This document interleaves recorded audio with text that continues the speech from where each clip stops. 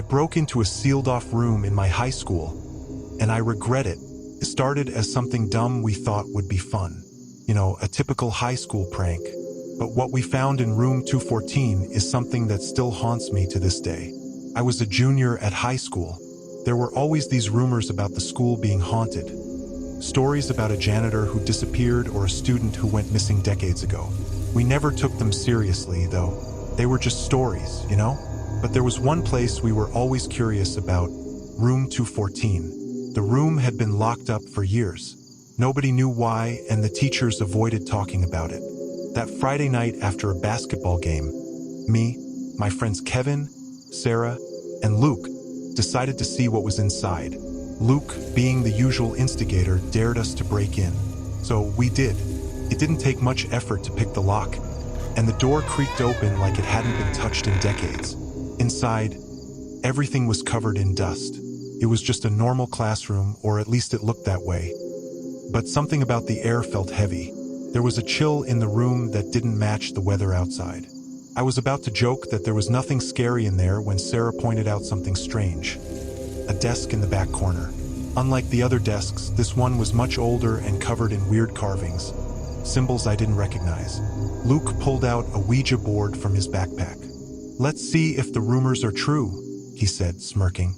We all sat around the desk, and he asked the typical question, "Is anyone here with us?" At first, nothing happened, and I was ready to call it a bust. But then the planchette moved.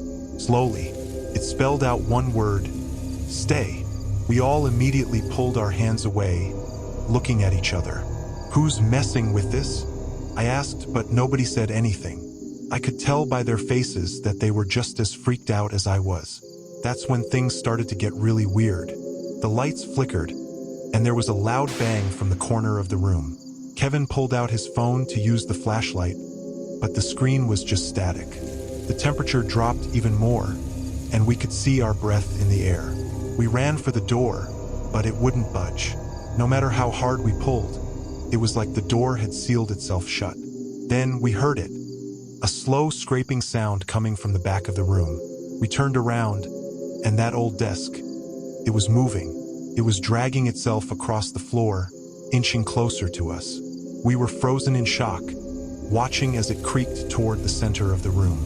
That's when we saw it. From behind the desk, a shadow started to rise. It wasn't human. It was tall, impossibly thin, with a face twisted into this grotesque smile. It stretched its arms out toward us, and I swear to God, in that moment, I thought we were done for.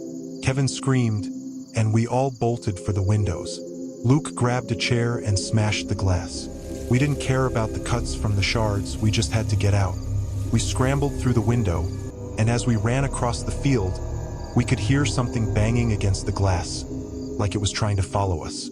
We didn't stop running until we were halfway home. Luke transferred schools the next week, and none of us have spoken about what happened that night.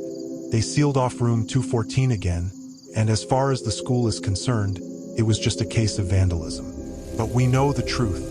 There's something in there, something that shouldn't be disturbed. I haven't been back to Crestwood High since graduation, and I don't plan on ever going back.